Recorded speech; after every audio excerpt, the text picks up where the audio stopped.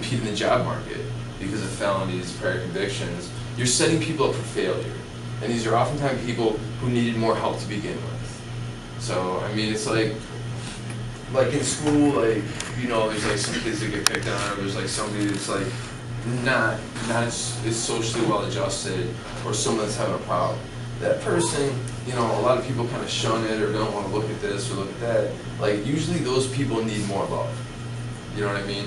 They need someone to be solid for them and not continue to marginalize them. That's like the whole prison class. They're marginalized, you're going through the system, they're marginalized coming out, and they probably needed more love to begin with. Now, I'm not saying hug somebody that's a predator, hug somebody that's like whatever, but I mean, there's ways to help and reach out to like everybody that's incarcerated, because there's no rehabilitation. They're not going to get it there. So if we're going to have a healthier society to where people don't have those problems to begin with, then like we need to do stuff out here.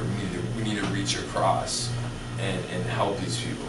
The only thing, there's really no love here. There's no love there. Like, you might be clicked up with someone who's gonna like run across the field and just stab a bunch of people because you're getting jumped on. You might find that, but that's more of like the situation in which you find yourself. Like, that's not really loyalty. That's not compassion. That's not love. Like, you might have somebody that you play cards with, like joke around with. Like, there's that. And there is a lot of really, really cool people there, like just goofy ass, funny people. I've had some of the best laughs in prison. There's people there who don't give a shit, who are funny as hell, and who are able to like laugh about their circumstances. I laugh the whole time, dude. I've been through a lot of horrible stuff. Maybe it's a coping mechanism, maybe it's a personality thing, but hey, dude, you win what you win, okay? But like, any love has to be imported. You know what I mean? It's really not there, especially like the general population. Like, you can get some like laughs and other stuff, but when you're in like solitary confinement in those places, it's a really, really tense, like hateful environment. Like, most people have already lost their mind. Every conversation you're gonna hear is gonna have something that's disparaging to women, that's homophobic, or just racist. And there's 5%ers who are like militant, like black racists. It's not just Nazi skinheads. So it's like, you know, you're around people that all of their conversation are disempowering and hostile to another class of people. Like, you know what I mean? If you were like sitting on a bus for like 5 minutes and these assholes are talking about like just something, you're kind of like, really, dude? You can ignore it for a minute because you're gonna get off that bus. But if you're subjected to that type of like conversation all the time, you know what I mean? It gets to you, and with sleep deprivation and just like the constant noise, I mean, it's damaging. But if you have mail, any type of communication, like, it's the only thing you have to look forward to. Maybe food, but food's disgusting. You know what I mean? They don't feed you enough that you have to eat, unless you're on a hunger strike. But I mean, you kind of got to do that in mass to even have it be an effective tool, and you need outside pressure to be able to get anything that way, because they don't care. They'll beat you half to death. They don't care if you ate or not that day. You know what I mean? Did they give you better food when you were on hunger strike? I guess it's the imaginary food, I guess. I mean, because they still bring it to you, even though you're striking, right? No, it's the same. They wouldn't waste their time trying to entice you to go on a hunger strike. Okay. I mean, this is a good question, but it's the same. Yeah, it's definitely the same. But mail, like any sort of like outside communication, is like the most important thing. It's like the only thing to look forward to. And I mean, people will like read the same letters hundreds of times. And this is someone that stopped writing them. This is like an ex-girlfriend that they haven't talked to in 6, 9, 12 months. But they still have this. This still has like, I can't even articulate the value that it has.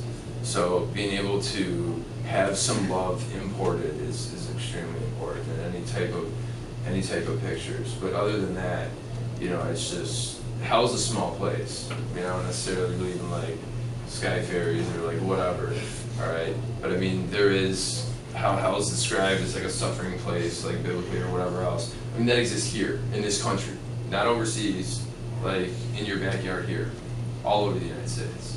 And there's tens of thousands of people that are there. And right now, with the political climate, we're a lot closer to shutting that down here. International law says anything over than 15 days consecutively is a form of torture. That's international law. U.S. and Israel. Shit about international law. But there's enough pressure now. The Pope came out speaking out against solitary confinement. Like there's mass hunger strikes all over California twice. There's all of these things are happening. People are becoming aware of these issues. You know, now Obama, we'll see if he's got any follow-up, but he's starting to speak out about solitary confinement. Oh, I'm sorry. Yes. Don't they have like, maybe I'm thinking, I don't know how it works, but don't they have like inspectors who come out and maybe check out the jail and solitary confinement, and don't they have reports about that, or are they all working together and really write down the best thing possible? That's a really good question. The only people who do walkthroughs are some civil rights attorneys who are kind of going through to do class actions about conditions and things of that nature. Now, there's these prison watchdogs. There's tours that come through, but they're all jerks from the Capitol. You know what I mean? And they're not interested in watching anything. They're not there to change anything. They're just administration, basically. There are some of these prison watchdog groups. They don't function the way that they're supposed to. Like example, in Illinois, the membership of this prison watchdog is interchangeable with Department of Corrections. One person will leave from one staff position and join the other and vice versa. And the biggest financial contributor to that prison watchdog group is Department of Corrections. So not only are they basically privately funded, but their people are interchangeable. There is no accountability. Like everything's swept down the rug. So like theoretically having, you know what I mean, that having people come in and having some sort of oversight or transparency would work. It's not working because these people are like interchangeable. Now I think there's alternatives. There could be people who are like truly independent, who have anti-authoritarian principles and points of unity in organizations, so that they can't be co-opted, they can't be bought, they can't be sold. They have values and convictions that have nothing to do with monetary value. They're just there because they're advocates and they're against solitary confinement and they're for accountability. They're not just a non-profit that's just kind of a little bit around an issue. And maybe that would be a little bit of functioning. That's a really great person. So yes, they do have it, but it's kind of just not functioning. Are there also like prison lobbyists who work towards like extending time? Not that I know of. See, the problem with that is, or at least from like my experience, I mean, there are civil rights attorneys, and I mean, they'll go to Springfield or whatever capital, they will challenge them in the courts, okay? But most lobbyists around prisons are paid for by reactionary politicians who want longer sentences and harder, you know what I mean? Like those are the people who are like lobbying around the prison issues, is for more prisons, or you know, don't let people out early, like revoke their parole, have tougher regulations, like people who are reactionary politicians. And we all know the tough on crime, the drug war thing is there. So I mean, there's definitely a profit motive to be considered though, because holding a prisoner in solitary confinement costs about twice as much as holding them in general population. So the ability to profit from somebody being in solitary is larger than from somebody who's in general. So sometimes what will happen, you see this more in immigrant detention centers in Texas than you do in TPCJ, but remember there are plenty of people who are being held in solitary confinement in immigrant detention centers in Texas too. So the idea is that they'll build, you know, the facility, and let's say that it's 100 beds that are in solitary. If they only have 98 people that are supposed to be or deserve to be in solitary, and they have 2 empty beds, they're going to go and figure out a way to give somebody a ticket or otherwise put them into solitary so that that bed continues to make them the amount of money that it needs to. So in terms of, you know, Jeremy, your question was regarding specifically lobbying regarding these issues. I don't think that it needs to be at that level of administration, to put it bluntly, right? So I mean, certainly you see organizations like ALEC lobbying for tougher sentences, tougher money. And to a certain extent, they don't really care who's in that bed, right? Those people, they're all replaceable. You offend, you reoffend, you commit suicide, it doesn't matter. There's 100 more outside that are just like you that we can figure out a way to incarcerate, and then once, you know, whether it's a gang affiliation or just whatever, use that as an excuse to put these people into long-term solitary confinement. And then, at least in Texas, once you have that affiliation and that's your reason, you're never getting out. The only way that you can get out is to renounce. Be a snitch, basically. Like, yo, like, you affiliated with this from the world, you affiliated with it here. Like, you gotta give us this information or you're gonna just stay in solitary. Which is like fucked on another level, because it's like, now you're probably gonna get killed. So, you know what I mean? But we can do this because we're justified and we're trying to fix this problem. So that's like, that's one way to get out. But on another level, SEALs have unions, which is kind of like a weird, you know what I mean, type of thing. Police have unions. Like, they're able to like lobby, they have like their interests, okay? So when it comes to like shutting down these prisons, of them feeling fearful that you know, they might lose their job or something. Dude, I've seen somebody in solitary because he wore 2 pairs of socks. You know what I mean? CO was probably just too hungover, didn't want to deal with this or deal with that. People in solitary because some COs, he didn't want to like deal with what he's supposed to deal with, so he's just pissed. Some guy is forced to work. You're forced to work to go to solitary, which that's slavery.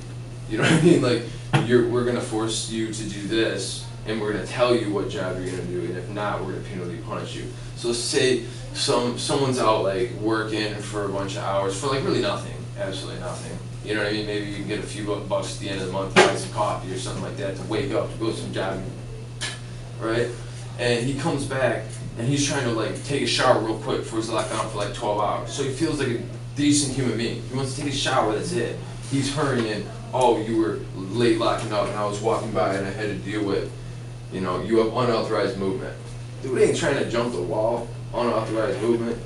You know what I mean? But they give people tickets and there's no oversight. You know, it's some other pig who works there hearing this ticket. It's like, well, unauthorized movement.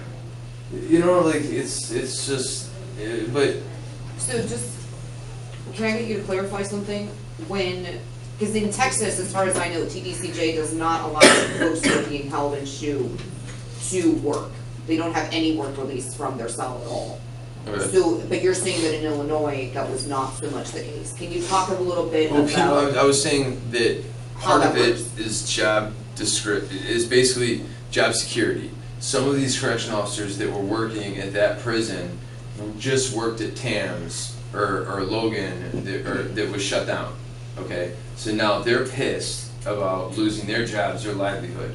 A lot of the correctional officers, they used to be a factory town or a farm town. All those jobs were going overseas. Their only industry is prison. Okay, so when those prisons get shut down, their livelihood's threatened. It's not like they're necessarily like, oh, you know, they're bad. I want correctional. It's their job. They don't know how to do anything else, or there's nothing else to do. So, you know, you have them up in this other prison, and they're worried about that potentially getting shut down. So they're just filling every single cell because they personally, having nothing to do with the administration or higher level up, just on another level, want to ensure that that place stays packed. So, I mean, on a few different levels, not just, you know, like some greedy capitalists at the top, yeah, we build another prison, yeah. Okay? It's not just that. I mean, that happens. Like, CCA, it builds prisons. Their stock has never dropped. Like, they're, you know, the private prison industry, there's a lot of money to be made. There's a lot of people, and architects, contracts. I have a former student, or he wasn't my student, but somebody that I met through teaching here, who used to build prisons. And he said that his take-home profit per prison being built was $3 million. He built 3 of them when his conscience caught up to him, and he just couldn't sleep anymore. So he ended up deciding to get out of that business, come back to ACC, and become a filmmaker. But think about that. That's just one contractor, not a $3 million contract, $3 million profit, right? And you can imagine that there are many, many, many other contractors. And that's not counting once the prison is functioning